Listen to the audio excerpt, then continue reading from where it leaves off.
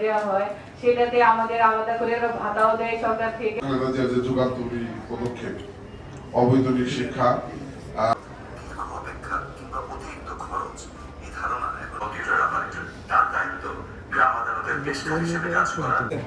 কর্মজীবনের প্রথমে সংসার জীবনে মায়েদের ক্ষমতা সমুদায় নারীর এই শিরোনামে একটি ভিডিও করতে আলোচনা সভা এবং এই 8 মার্চ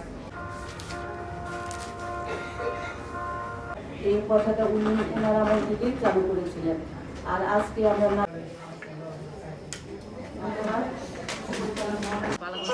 ঘটনাটা আসলে কি ঘটছে পুরোটা আমাদের মহিলা ও শিশু বিষয়ক মন্ত্রণালয়ে রূপান্তরিত করে।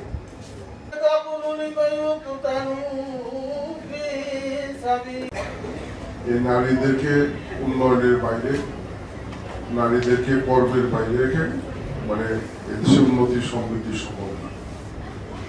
নারী ছাড়া একটি জীবন পরিপূর্ণ হয় না, একটি সংসার পরিপূর্ণ হয় না, একটা সমাজ পরিপূর্ণ হয় না, একটা দেশ পরিপূর্ণ হয় না।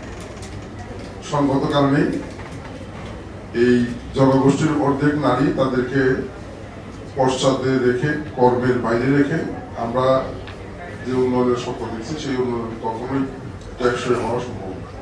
কিন্তু আমাদেরকে একটি বিষয় আমি বিনয়ের সাথে সকলের প্রতি শ্রদ্ধা রেখে বলতে চাই যে আমাদেরকে বাস্তবতা অনুধাবন করতে হবে।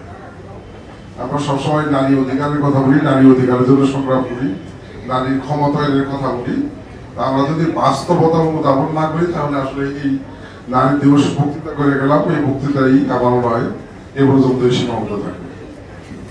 বাস্তবতা হলো যে আমরা যদি সত্যিকার অর্থে নারীদেরকে ক্ষমতায়ন করতে চাই, নারীদের অধিকার প্রতিষ্ঠা করতে চাই, তাহলে নারীদেরকে যোগ্য হিসেবে করে তোলা ছাড়া বিকল্প কোনো আমরা যে পারি